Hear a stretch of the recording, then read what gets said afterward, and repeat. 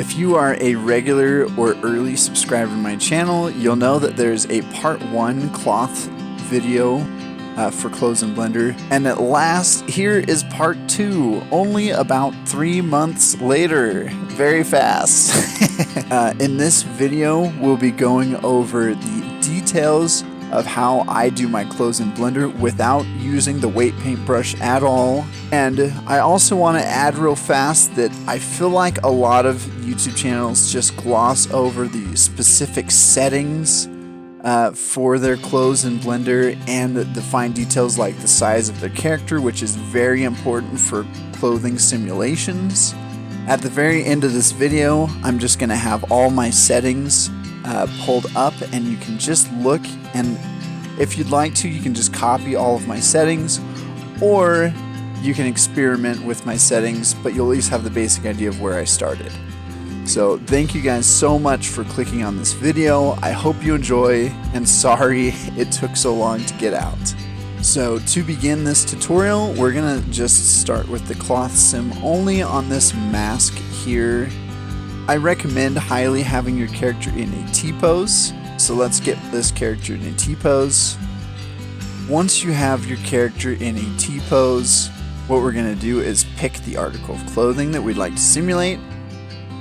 So I'm going to pick this mask here, and I'm actually going to hide a couple of these things so we can see the mask better.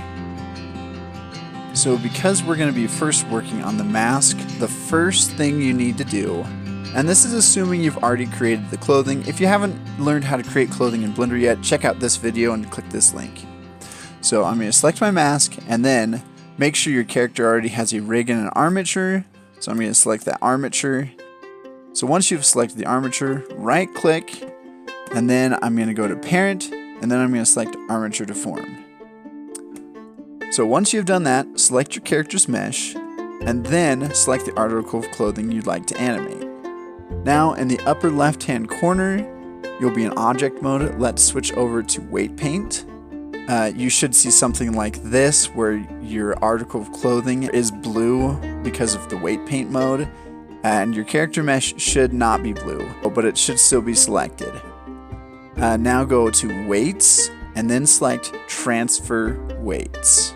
Down here you should see several options in the lower left hand corner. What we want to do, the only thing we're going to change is instead of source layers select active layer, we're going to select by name. Now once you have done that, you should see over here, if you select your object data properties, you should see that article of clothing has all of the weight paints transferred over to it from your character mesh. So for instance, if I select neck or head, which is where my article of clothing is, I can see that now that object has all the weight paint on it. So I'm not weight painting anything myself, I just transfer the weight paints from my character.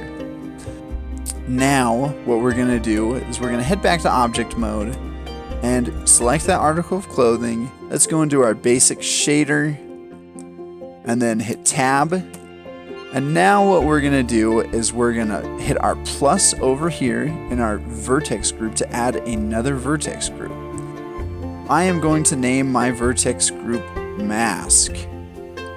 Okay, so now that mask is selected, all you need to do is go to your vertex mode. So you see all the vertexes in the upper left hand corner. And to add things to this group, select the vertexes and then hit assign. Now, what's important on this part is to assign areas that you would like to not move at all. For instance, right here, if I don't assign it, the mask will just fall off.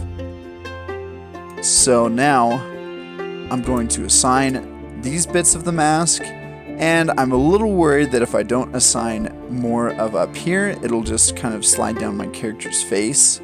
So I might maybe select like right here and assign those.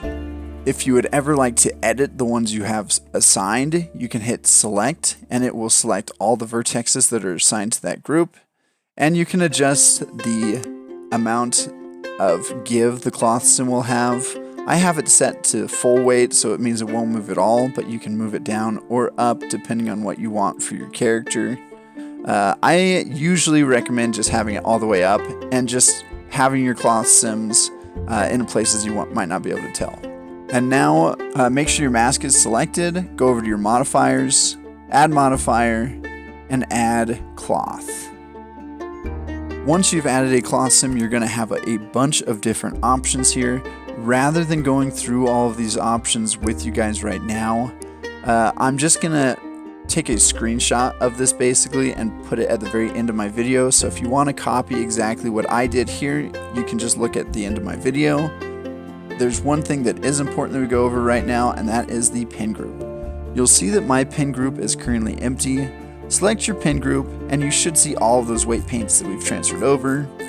I am going to go over to my mask, which is my new vertex group I just created. Now I'm going to hit bake because I have all the settings the way I like them. One thing that is super duper important is the size of your character, and you can adjust the size of your characters. Just know that will affect heavily the way your cloth sim messes with your character. So if you look at the dimensions of my character, the height is the y-axis, and I think that that's the most important one. And my character is about 15 meters tall. So yes, she's massive, but you kind of need big characters to have your cloth sims move somewhat accurately.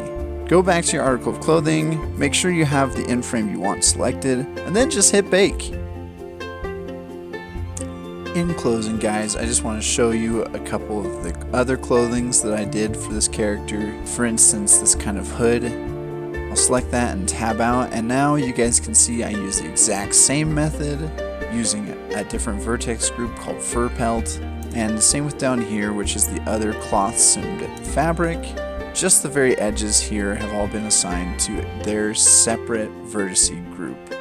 So it can do almost any article of clothing. You just have to be very selective on which vertices you apply this method to. Okay guys, I hope this video was helpful. Thank you so much for watching. If you have any questions about cloth sims, which I understand if you do, there is another YouTube channel that uses this method, and he goes into more detail than I do for all these things. And so I highly recommend checking him out. His name is EdgeLoop3D. Go check out some of his videos. Super helpful for cloth sims. Thank you guys so much. Please consider liking and subscribing. Here are screenshots of my selected settings for my cloth simulations. I recommend playing with these to see what works best for you.